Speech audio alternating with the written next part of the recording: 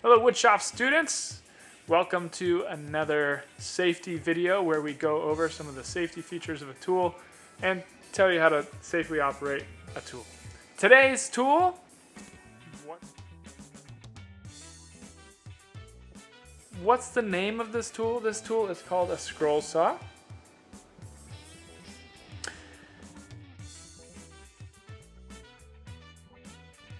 And so, Mr. Coop, what is this tool used for? Great question. I'm so glad you asked. The scroll saw is used for a number of things, but if we could kind of condense it, it's kind of three main things. Number one, it's used for curved cuts. Okay, so if you need to make a curved cut, then the scroll saw does a great job with that because of its very thin blade and the fact that it will not bind up as you turn. The second really great use for a scroll saw is if you have a shape that you need to cut out on the inside of a piece of material and you don't want to cut through the edges or the end grain, you can insert a blade in and cut a shape out of the inside and then remove the blade and you'll have something cut right out of the middle of a piece. So those two are the primary purposes you'll probably use it for. And I just want to throw this in there.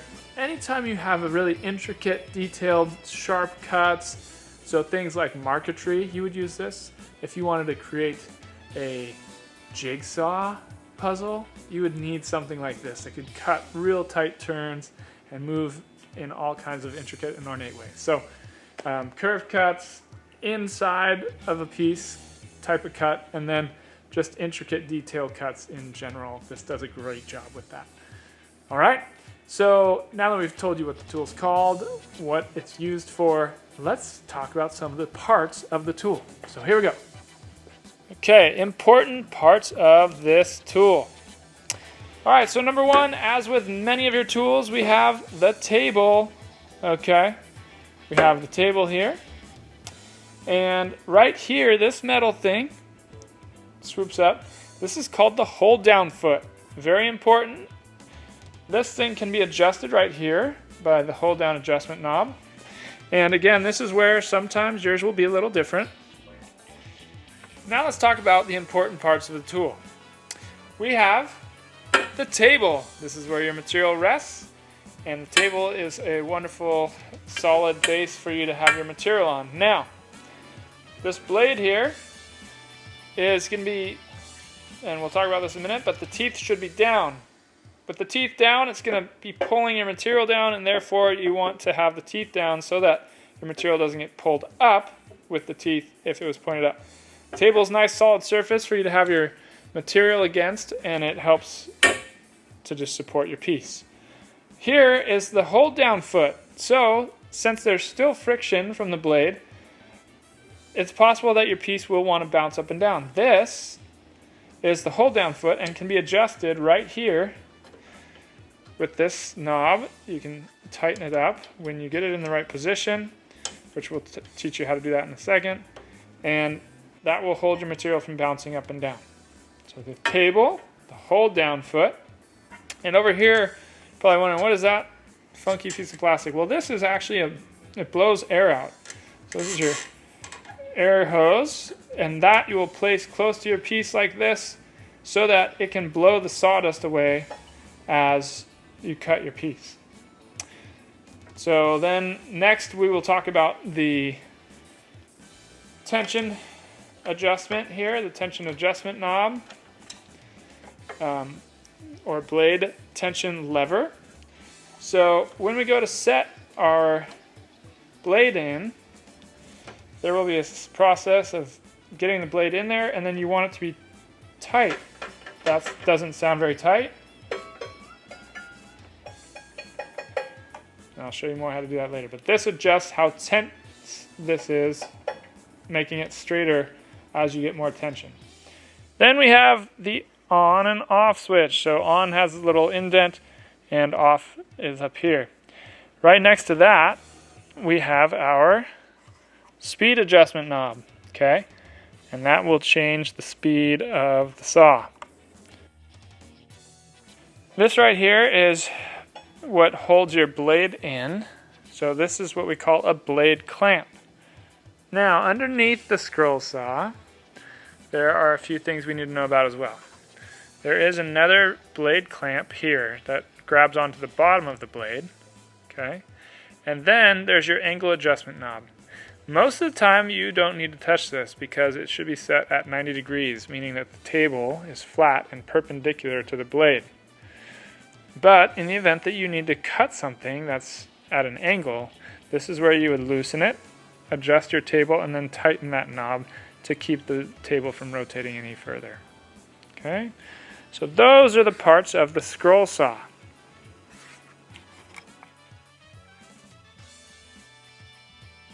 Alright everybody, so now you know the name of the tool, you know what it's used for, and you know some of the parts of the tool. Now let's talk about how we actually set up to be able to use this tool. Okay? So choose a good looking blade, make sure that your depth, your adjustment on the tension is all the way to 0. So whether you're using a pinned machine or not, on a pin machine you'll have a tension knob at the back that you have to make this come down in order for you to be able to put your pins on the 2 different slots, okay? But for now, I'm going to teach you how to do it this way. So tension down either via something like this or, like I said, tension rod in the back. All right, next, you will need to put your blade in to the machine, all right? So if you are going to cut something like this, where you're not actually having to go into the material, you can set up the blade and then worry about bringing the material over later. However, if you're wanting to cut something like this out from the inside, you'll need to drill a hole in your material so that you can slide your blade through while it gets attached to the machine. So I'm going to do something that does both processes. And you can see here, I just drew a little heart. Oh yes, sometimes you might have a Mother's Day gift you need to make, and this is a really fast way to make a Mother's Day gift, by the way. So I just drilled 3 holes. I like one right here because then we don't have to make such a sharp turn. And I actually should have probably put one down here too, but I will show you how to do sharp turns. So I'm going to insert my blade into one of these holes and then tighten it up as I need to. So here we go. Okay, quick note. Make sure that your blade's teeth are pointed down. I don't know if I'm going to be able to focus on such a small thing.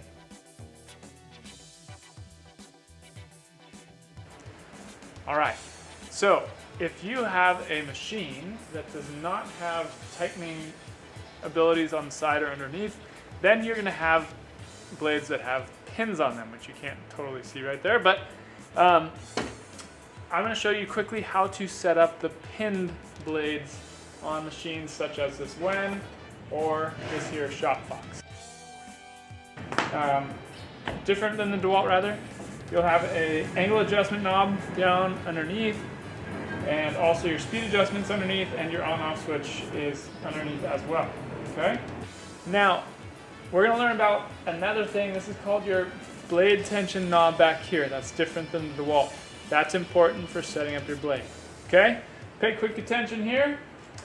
You're going to want to make this tension, you're going to turn it towards the minus or to the left. Make it so that there's not too much tension. And now I'm going to zoom you in.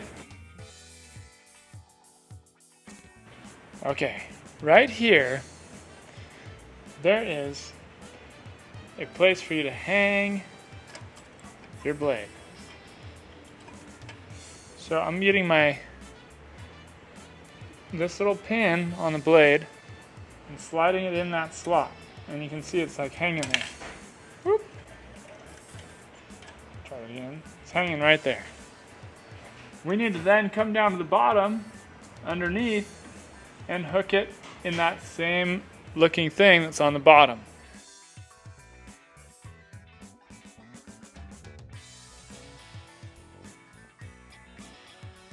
So now, as you just saw, my blade is in the correct position on both of those. We start to turn the tension knob. Okay. Okay, and as we do,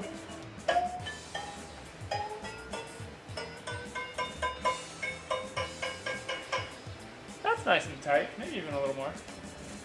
Okay. Good idea, actually, to be wearing safety goggles during this in case you over tighten it. Okay, you don't want that blade snapping and coming at you. All right, so now this is set up. Obviously, like you did with the DeWalt, you bring your material in, you drop your foot, and you do the rest of the safety setup. That's how you set up the blade for one with pins.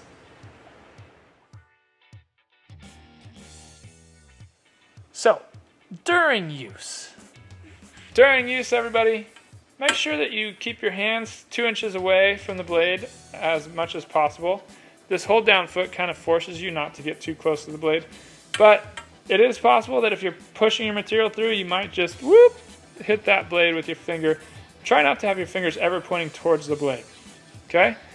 Then, the other thing is you want to cut on the side of the line that you're throwing away or is going to become a scrap. Okay?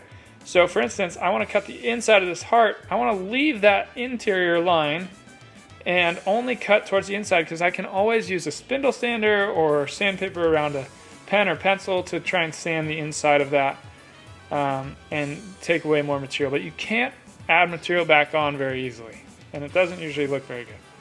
Okay, so that's what we want to be focusing on. We want to also make sure we've got our safety glasses on, and then you're ready to go.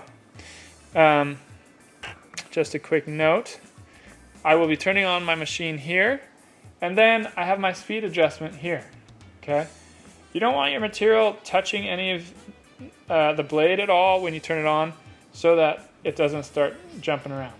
Okay, I'm ready to turn it on, and then I will adjust my speed accordingly. On a scroll saw, usually a faster speed is better. There are times when you want a slower speed, but generally faster is better. Fast speed on the machine, slow speed on your push. Okay. For those who want it, I'm also going to put on my hearing protection.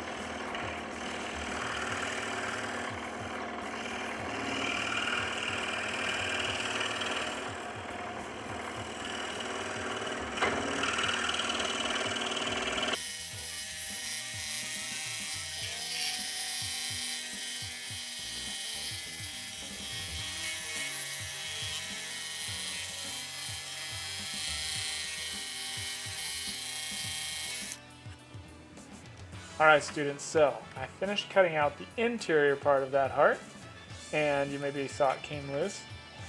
Now, I will need to remove the blade and then put it back on to cut the outer perimeter. I wanted to take a moment, too, to show you. Notice that as I take this off, notice that I did not put this heart right in the center of this giant board, okay? I put it towards the edge for 2 reasons. Number 1, it means less cutting for me. Number 2, it wastes less material. It's a win-win situation. Always, as best you can, use 1 or 2, 3 edges if you can of the material. So looky there.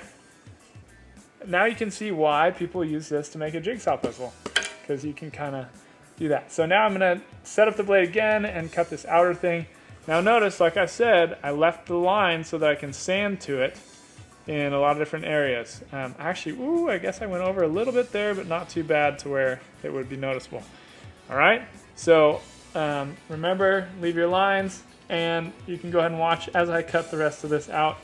So setting up the blade for this is a lot easier because I don't need to have my material there.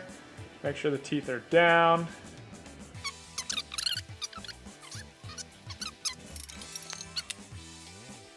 All right, glasses. Here we go.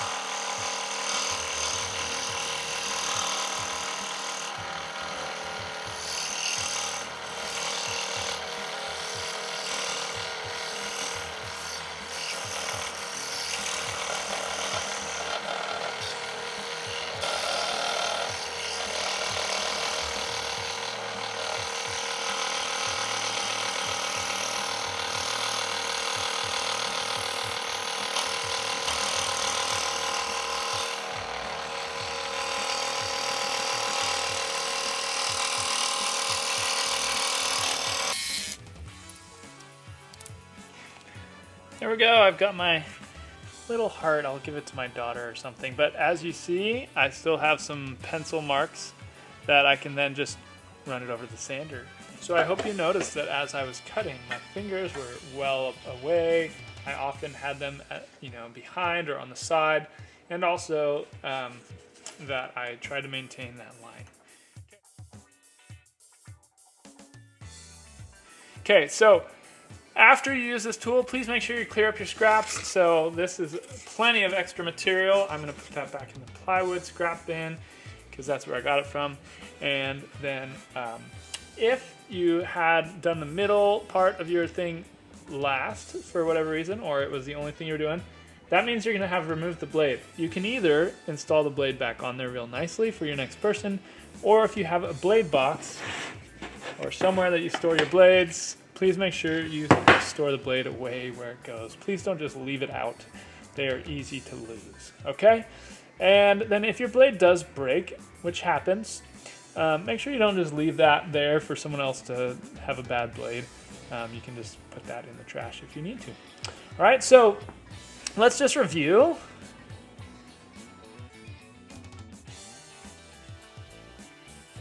Things that should never be done. Please never put your hand too close to that blade, okay?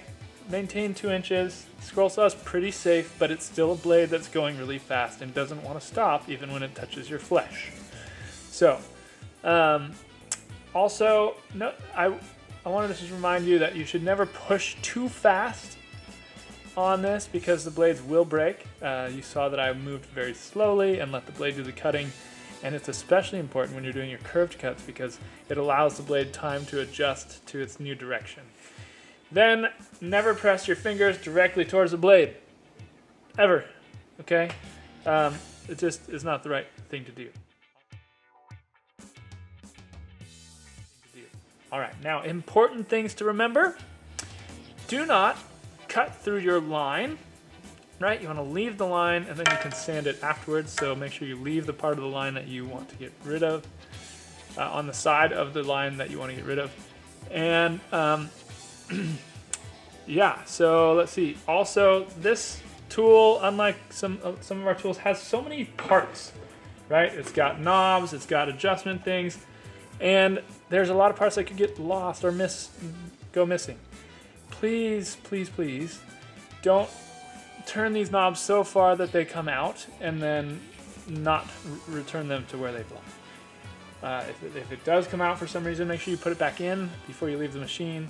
Always leave those in, and if something for some reason breaks or goes missing, please let your teacher know so they can try and locate it and fix it before it goes missing. All right, and be gentle. You don't take a tool like a pair of pliers to any of these. Your hand tightening is plenty. Okay. All right. Like you saw, this is a really fun tool. It makes interesting shapes. A lot of fun to be had on the scroll saw. I hope that you use it safely and enjoy.